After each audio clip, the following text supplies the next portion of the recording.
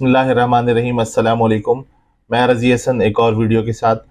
जैसे कि last video में बात हुई थी कि अब हम कुछ इंटरनेशनल टैक्सेशन की तरफ भी देखेंगे, क्योंकि हमारे बहुत सारे क्लाइंट्स और बहुत सारे ऐसे लोग जो हमसे मशवरा करते हैं, उनके क्वेश्चंस इस पे होते हैं इंटरनेशनल टैक्स के ऊपर हवाले से।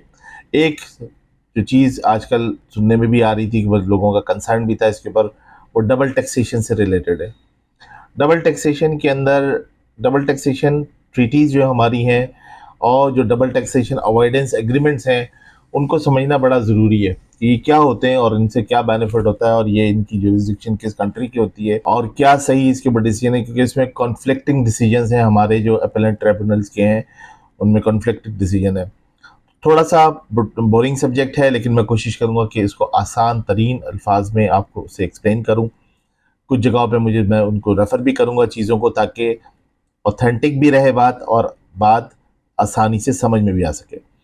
तो देखें जी कि फेडरल बोर्ड ऑफ रेवेन्यू जो है हमारा, डबल टैक्सेशन का मकसद जैसे मैंने आपको बता दिया कि ये इसका मकसद क्या होता है कि अवॉइड करें इंटरनेशनल डील्स होती हैं बिटवीन कंट्रीज, और इनका जो पर्पस है वो ये कि एक आदमी को 2 दफ़ा टैक्स देना ना पड़ जाए। अगर उसने दिया है तो वो उसकी टैक्स का क्रेडिट लेता है। The Federal Board of Revenue clarifies on 31st October 2022 that rental income from properties outside Pakistan is taxable if the individual is tax resident of Pakistan. अब 2022 में एफबीआर ने कहा कि अगर कोई पाकिस्तान में रहता है और उसकी प्रॉपर्टी यूएई में है और वहाँ वो रेंट ले रहा है, तो इस पे पाकिस्तान गवर्नमेंट टैक्स लेगी। अब ये बड़ी सेंसिटिव बात है, क्योंकि बहुत सारे पाकिस्तानियों की काफ़ी प्रॉपर्टीज़ दुबई में है, ख़ास तौर पे इसके बाहर भी हैं, यूएई में के अलावा यूके में भी हैं, वहाँ से भी उनको रेंट आ रहा होता है।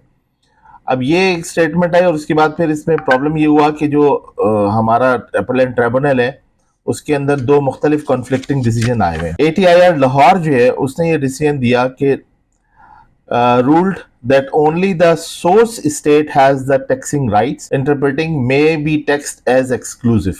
और जो ATIR इस्लामाबाद है उसने कहा कि contradicting this by ruling that Pakistan as the resident state retains taxing right, offering tax credit to avoid double taxation.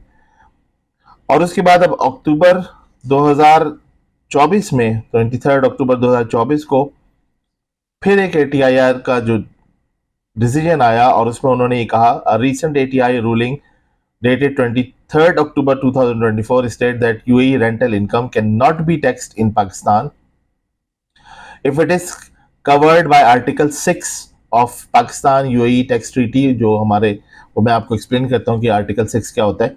However, it contradicts early